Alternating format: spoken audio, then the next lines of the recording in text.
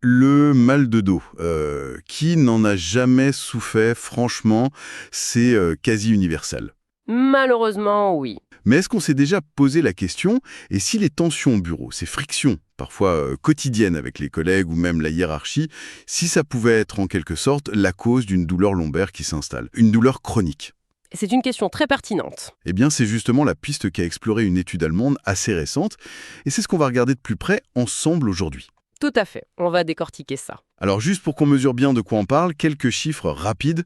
La lombalgie, le mal de dos simple, ça touchait déjà 619 millions de personnes dans le monde dans 2020. C'est énorme. Et les projections pour 2050, attention, on parle de 843 millions. C'est vraiment colossal. Mais nous, on va se concentrer sur la forme chronique. Oui, celle qui dure. C'est ça, celle qui s'installe plus de 3 mois. Ça concerne environ 10% des cas, peut-être. Mais c'est une cause majeure d'invalidité dans le monde. En effet. Et c'est crucial de comprendre d'emblée que cette lombalgie chronique, c'est complexe. C'est jamais le résultat d'une seule cause unique. Ouais. Il y a bien sûr les facteurs physiques évidents, l'intensité de la douleur, la gêne dans les mouvements, mais il y a aussi tous les aspects psychologiques. Comme l'anxiété, la dépression. Exactement, ça s'entremêle très souvent. Et puis, il ne faut pas oublier tout le contexte socio-professionnel, le travail, l'environnement. D'accord. Et si on sait par exemple que porter des charges lourdes ou avoir des postures difficiles au travail, ça peut être lié à la lombalgie chronique, pour les facteurs psychosociaux, c'est plus flou. C'est-à-dire? Le stress, l'ambiance au travail, la qualité des relations, les études donnent parfois des résultats contradictoires. C'est pour ça que cette étude allemande est intéressante. Parce qu'elle cible un truc précis. Voilà. Elle zoome sur un facteur psychosocial très spécifique, le conflit interpersonnel au travail. Le conflit au travail. Définissons-le simplement. Ce sont ces interactions tendues, ces désaccords un peu marqués, que ce soit entre collègues ou avec un chef, quoi. C'est ça. Et ce n'est pas rien, on estime que ça touche environ 13% des travailleurs. Donc notre objectif aujourd'hui, c'est de voir si cette étude allemande confirme un lien direct entre ces conflits et le risque qu'un mal de dos devienne chronique, sur une période de 5 ans. C'est exactement la question posée par les chercheurs. Pour y répondre, ils ont utilisé une base de données allemande assez impressionnante, Disease Analyzer. Ah oui? Qu'est-ce qu'elle a de spécial? Elle compile des données anonymisées venant de très nombreux cabinets médicaux, généralistes et spécialistes. Ça donne accès à énormément d'informations. Diagnostics, prescriptions, données démographiques. D'accord. Et comment ils s'en sont servis? L'idée de base, c'était d'identifier un groupe de patients, des adultes entre 18 et 65 ans, qui avaient signalé un conflit au travail pour la première fois entre 2005 et 2022. Ça, c'était leur groupe conflit. Ok. Mais le point vraiment crucial, c'était la comparaison. Ils ont comparé ce groupe conflit à un groupe contrôle sans conflit signalé. Et ce groupe contrôle était beaucoup plus large, mais surtout, il a été sélectionné très méticuleusement. C'est-à-dire comment ils ont fait? Ils ont utilisé une méthode d'appariement par score de propension. En gros, pour chaque personne du groupe conflit, ils ont trouvé 5 personnes dans la balle de données qui lui ressemblaient le plus possible sur plein de critères. Quels critères, par exemple? L'âge, le sexe, la fréquence des consultations médicales annuelles et même des antécédents médicaux importants. Est-ce qu'ils avaient déjà eu mal au dos, mais plus d'un an avant? Est-ce qu'ils avaient des diagnostics comme la dépression, des troubles anxieux, du stress, des troubles du sommeil? Ah oui, donc ils ont vraiment essayé d'isoler l'effet du conflit. Tout à fait. L'objectif de cet appariement très rigoureux, 5 témoins pour un cas, c'est solide. C'était vraiment de neutraliser au maximum les autres différences pour voir si le conflit lui-même avait un impact. On compare des profils très similaires, donc la seule différence majeure étant ce conflit déclaré. Et ensuite, on regarde ce qui se passe dans le temps. Exactement. Ils ont suivi ces 2 groupes sur 5 ans. Ils ont regardé qui, dans chaque groupe, recevait un diagnostic de lombalgie chronique dans les 5 années suivant la date du conflit ou une date équivalente pour le groupe contrôle. Et il y avait une condition importante avant, non? Oui, très importante. Il fallait s'assurer que personne, ni dans le groupe conflit, ni dans le groupe contrôle, n'avait eu de diagnostic de lombalgie dans les 12 mois juste avant cette date de référence. Pour être sûr qu'on observe bien l'apparition de la chronicité après le conflit potentiel. C'est ça, pour essayer de capter le passage à la chronicité. Ensuite, des analyses statistiques, type Kaplan-Meier et régression de Cox, ont permis de calculer l'incidence cumulée et de mesurer si le groupe conflit avait un risque plus élevé. Bon, ok, la méthode semble assez robuste. Alors, on a nos groupes. D'un côté, environ 17 000 personnes avec conflit signalé, âge moyen presque 40 ans, 63% de femmes, C'est ça?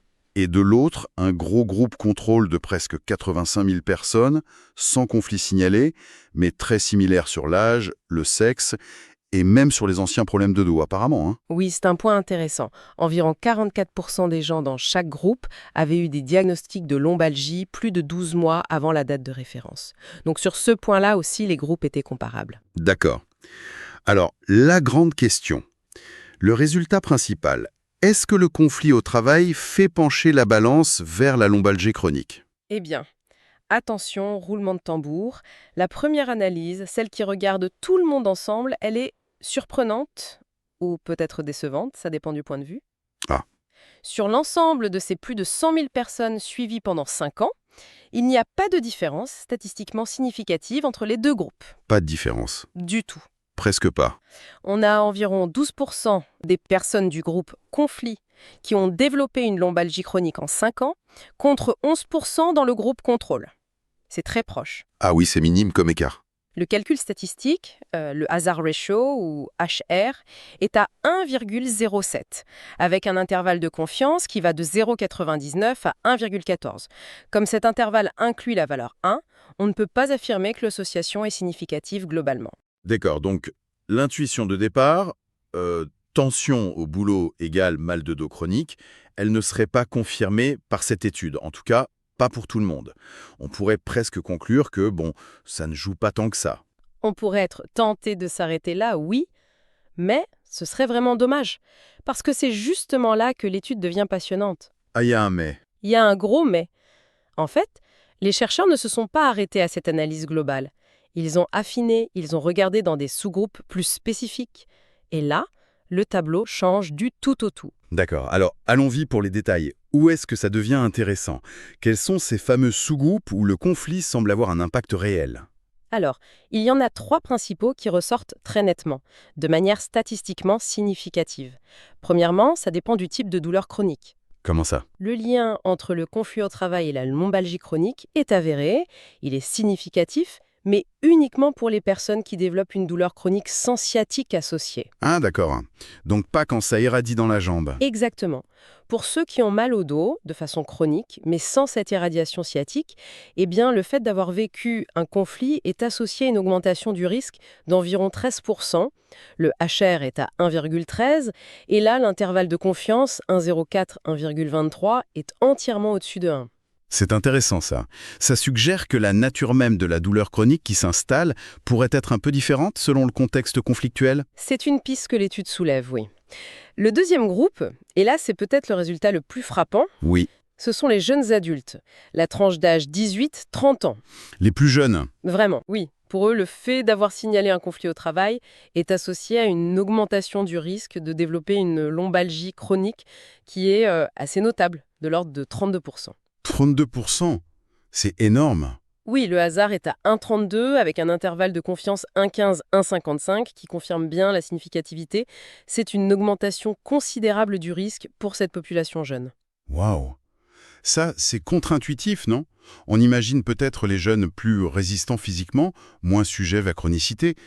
Comment on pourrait expliquer ça? Alors l'étude elle-même ne fournit pas d'explication directe, ce n'était pas son but, mais on peut formuler quelques hypothèses bien sûr.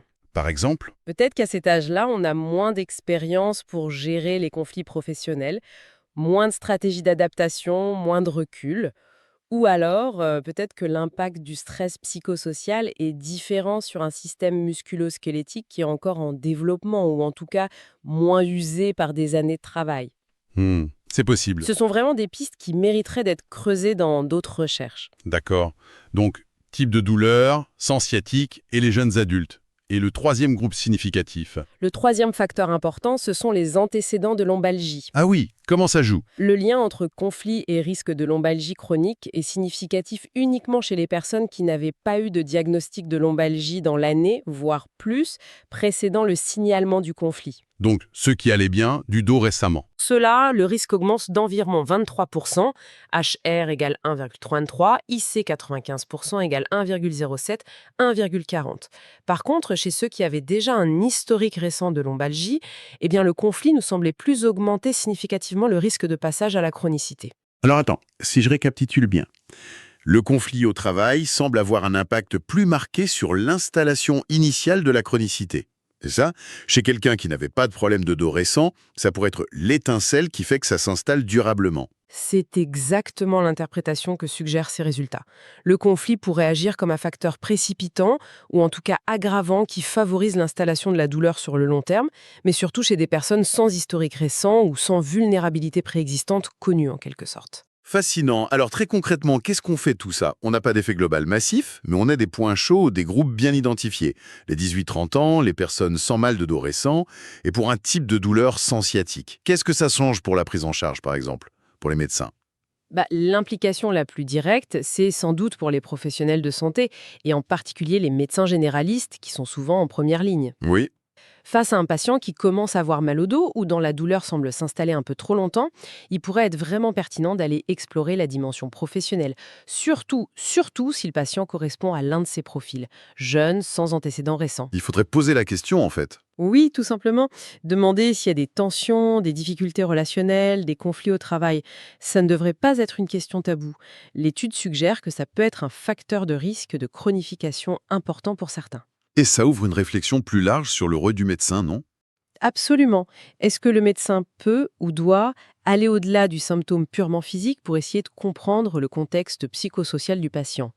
Cette étude apporte de l'eau au moulin du oui, en tout cas pour la lombalgie qui menace de devenir chronique. Comprendre pour mieux agir. Voilà. Identifier qu'il y a un conflit, est-ce que c'est lié à des difficultés émotionnelles personnelles, à une mauvaise communication, à l'organisation du travail elle-même? Ça pourrait être une première étape essentielle. Et ensuite, potentiellement, pouvoir orienter le patient vers des ressources d'aide adaptées. Comme quoi, par exemple? Ça peut être un soutien psychologique, une médiation, si c'est un conflit interpersonnel, une consultation avec la médecine du travail. L'idée est d'agir sur le facteur de risque identifié. Ça élargit pas mal la perspective du soin, finalement. On sort du purement biomédical. Tout à fait. Mais attention, comme pour toute étude scientifique, il faut rester prudent et bien avoir en tête les limites. Justement, quelles sont les limites principales de cette étude allemande? Il y en a quelques-unes à souligner. D'abord, et c'est classique pour ce type de recherche sur base de données, c'est une étude rétrospective. On regarde des données du passé. Ce qui veut dire, Ça montre des associations, des liens statistiques forts entre le conflit et la lombalgie chronique dans certains groupes. Mais ça ne prouve pas de manière formelle et définitive une relation de cause à effet. Même si le conflit est enregistré avant le diagnostic de lombalgie chronique, on ne peut jamais exclure à 100% que d'autres facteurs complexes, non mesurés, jouent un rôle. d'accord, l'association n'est pas forcément causalité. Quoi d'autre? Deuxièmement, il y a la question des facteurs confondants potentiels qui n'ont pas pu être pris en compte dans l'analyse. Comme? Par exemple, le statut socio-économique des patients, leur niveau d'activité physique, le fait de fumer ou non. Ces éléments manquaient dans la base de données utilisée. Or, on sait qu'ils peuvent influencer à la fois le risque d'être exposé à des conflits au travail et le risque de développer une lombalgie. Donc, leur absence pourrait brouiller un peu les pistes, même si l'appariement était rigoureux sur d'autres points. Je vois. Et y a-t-il une limite liée au pays, Evelyne? Oui, c'est le troisième point important. Ces résultats ont été obtenus en Allemagne. Les environnements de travail, la culture managériale, l'organisation du système de santé, tout ça peut varier considérablement d'un pays à l'autre. Donc ce qui est vrai en Allemagne ne l'est pas forcément ailleurs. Exactement. Il faudrait vraiment d'autres études, menées dans d'autres pays, d'autres contextes professionnels, pour voir si on retrouve ces mêmes liens spécifiques entre conflits et lombalgie chronique chez les jeunes ou chez ceux sans antécédents. La prudence reste de mise avant de généraliser ces résultats. C'est une mise en garde essentielle. Bon, alors si on essaye de synthétiser le message principal de cette exploration, qu'est-ce qu'on retient? Que l'image est nuancée. Oui, c'est ça. L'étude allemande nous montre que, globalement, le conflit au travail n'est pas un déclencheur universel de lombalgie chronique pour tout le monde. Ça, c'est le premier message. Exact. Par contre, et c'est là que ça devient crucial, il semble significativement lié à ce risque pour des profils bien particuliers. Lesquels déjà? Les jeunes travailleurs, entre 18 et 30 ans, Oui, d'accord. et ceux dont la douleur chronique qui s'installe est de type lombaire pur, sans irradiation sciatique. Voilà. Pour ces groupes-là, le lien est statistiquement significatif. Donc, l'impact n'est pas généralisé, il est ciblé. C'est une excellente synthèse. Et peut-être qu'on peut prendre juste une seconde pour prendre un peu de hauteur. Oui, bien sûr. On sait, Et c'est bien établi que la lombalgie chronique est un problème multifactoriel. Il y a le physique, le psychologique, le social. Mhm. On sait aussi que le stress, les facteurs psychosociaux, y compris les conflits, sont extrêmement fréquents dans le monde du travail actuel. Malheureusement, oui. Eh bien, cette étude vient ajouter une pièce importante au puzzle. Elle suggère que pour certaines personnes, le lien entre le climat psychosocial au travail et la santé physique, en l'occurrence la santé du dos, est peut-être plus direct, plus fort qu'on ne le pensait. Ce qui nous amène à une réflexion finale, peut-être. Oui, une réflexion un peu plus large, qui dépasse le cadre strict de l'étude. Si on accepte ce lien, même s'il est spécifique à certains groupes, quelle est la responsabilité, mais aussi peut-être l'opportunité pour les entreprises, pour les organisations? L'opportunité. Oui. Au-delà de la simple gestion des risques professionnels classiques ou de la recherche de productivité, ne devrait-elle pas s'interroger davantage sur la manière de créer des environnements de travail qui préservent activement la santé, pas seulement la santé mentale, mais aussi la santé physique de leurs employés? En agissant sur quoi, par exemple? En agissant sur le climat social, sur la qualité de la communication, sur la manière dont les désaccords sont gérés, sur la prévention et la résolution des conflits, l'idée serait de reconnaître qu'il y a un lien potentiellement intime entre l'ambiance d'une organisation et le bien-être physique, concret de ceux qui la font vivre. C'est une perspective intéressante. Le bien-être au travail qui dépasse le simple slogan pour avoir des implications très physiques. Exactement. C'est une question ouverte, une piste à méditer sur la responsabilité sociale et sanitaire des entreprises face à des mots aussi répandus que le mal de dos chronique.